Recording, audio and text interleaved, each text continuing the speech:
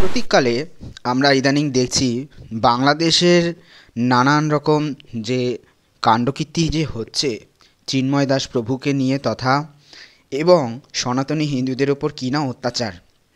তারই মধ্যে এই ফিরহাদ হাকিম আমাদের যিনি কলকাতার মেয়র, তিনি সাম্প্রতিককালে একটা কথা বলে বসেছেন যে আমরা বর্তমানে সংখ্যালঘু, খুব শীঘ্রই আমরা সংখ্যাগুরু হয়ে উঠব। ওনার এই সমস্ত কথা, আলটোপকা কথা আগামী দিনে কী সংকেত দিচ্ছে?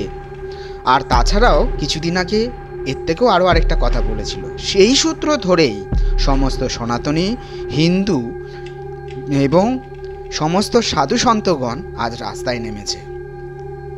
রাস্তায় নেমে এটা প্রতিবাদ করে জানিয়ে দিয়েছে যে আমরা এখনো বেঁচে আছি, আমরা এখনো বেঁচে আছি, এত সোজা নয়। তো বন্ধুরা কি বলেছে আমরা সেটা আজকে দেখব, জানব, শুনব। কলকাতার রাজপথে যে বিরাট মিছিলে কি তিনি তো আপনার মন্ত্রী, তিনি তো আপনার দলের নেতা, তাকে আপনি সাবধান করেননি কেন? আপনি তো প্রশাসনিক প্রধান, তাকে গ্রেফতার করেননি কেন? আপনি সাম্প্রদায়িক দাঙ্গা লাগাতে চাইছেন। আমরা হিন্দুরা শান্তি বজায় রাখতে জানি, কিন্তু বেশি অগ্রসর হবেন না। আমি বক্তব্য দীর্ঘায়িত করব না, প্রণম্য সাধু মহারাজদের বক্তব্য আজ আমরা শুনতে এসেছি। আর একটা কথা বলতে চাই, বামপন্থী মৌলবাদী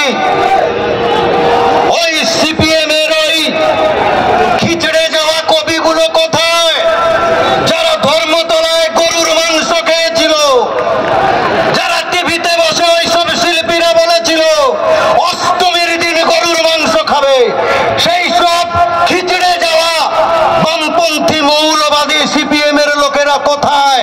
বাংলাদেশে মহিলাদের ধর্ষণ করা হচ্ছে, বাংলাদেশে হিন্দুদের ঘরবাড়ি পুড়িয়ে দেওয়া হচ্ছে, তারা তো বাংলাদেশের সংখ্যালঘু।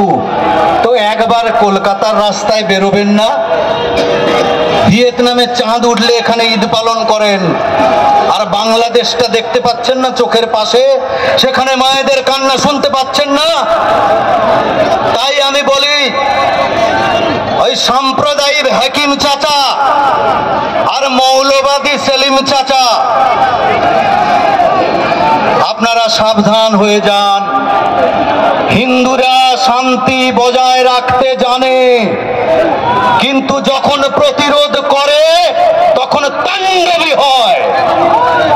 বাংলাদেশে স্বাধীনতার সময় দুই বাংলা মিলে হিন্দুর সংখ্যা ছিল 45%। মানে আমরা সংখ্যালঘু হয়ে যাব, মানে তিনি থ্রেট দিচ্ছেন, তিনি প্রকাশ্যে বলছেন বাংলাদেশে যেভাবে অত্যাচার করা হচ্ছে, আমরা সংখ্যাগুরু হয়ে গেলে পশ্চিমবঙ্গেও সেভাবে অত্যাচার করা হবে। এমএলএ তিনি বলছেন কেটে গঙ্গায় ভাসিয়ে দেবে। মন্ত্রী তিনি সরাসরি বাংলাদেশে হিন্দু অত্যাচারকে সমর্থন করছেন। আমি আজকের এই পরাক্রমী মঞ্চ থেকে তাদের জানিয়ে দিতে চাই, হিন্দুদের সংখ্যাগুরু হতে হয় না। একটা গোপাল মুখোপাধ্যায় তোমাদের প্যাকেট করে বাড়ি পাঠিয়ে দিয়েছে, আর আজ প্রতিটি পাড়ায় পাড়ায় গোপাল মুখোপাধ্যায় আছে, প্রতিটি মাতৃগর্ভে গোপাল মুখোপাধ্যায় জন্ম দেবে তোমরা যদি ছেড়ে দাও।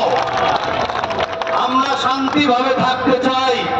হিন্দুরা বহুত্ববাদের চর্চা করে, তোমাদের আরাধ্যকে আমরা অসম্মান করি না, তোমরা তোমাদের আরাধ্য নিয়ে থাকো, কিন্তু আমাদের আরাধ্যকে অসম্মান করলে, আমাদের ধর্মকে অসম্মান করলে আমাদের সংখ্যাগুরু হতে হবে না। একটা গোপাল পাঠা তোমাদের প্যাকেট করে দেবে, এটা মাথায় রেখে দাও।